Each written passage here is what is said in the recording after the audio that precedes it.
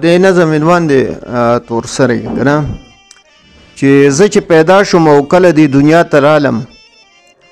دا هغه وخت نه د کور خلکو د نیتونه ورانو که چا تپوس پتې نه وکړو چې جینۍ پیدا شوه داسې په نزله به یې او وکړو د شونډو په سر مبارکي به یې د زړه د پاسه واغستله نور په مخونو اثرات د خفګان پراته وو هغه اومه خو د نه خلاصېدو وشوه په ما لږ شان ګونګړي و نور غنم یې پکې وخوټ کول چې مې په ځمکه قدم کېښود چا هېڅ ونه وی چا د 500 روپو خواږه په کور کې ونه ایښل چې لږه لویه شوم خدمت ته مې ملا وتړله چا له ډوډۍ چا له پیالې چا له اوبه راخلمه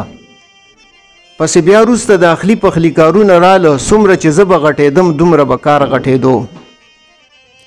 د پلار په کور کې بس خالصه خدمتګاره ومه هغه عزت مې پکې نه و کم ضرور چې مې و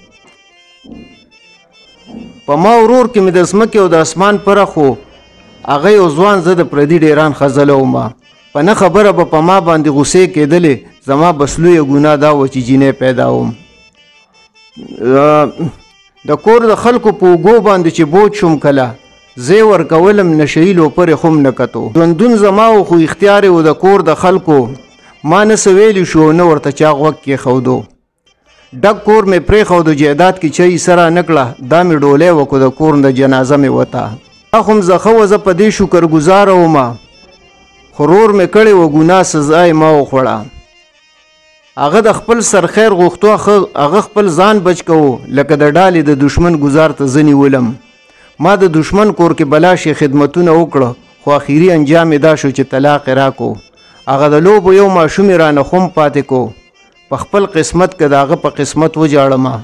هغه چې کله د وړو څه په دې لاره راشي زه په دیوال شم ورښکاره څه د خوراک ورکمه هغه وی مورې زه درځمه زه وایم کور ته لاړ شه دغه ظالم پلار نه ته نه یې خبر مړ بدي کي نو انګاره ولې دا دنیا مې دومره سپکه ګڼي زما خو لویه مرتبه د ما نه مور جوړیږي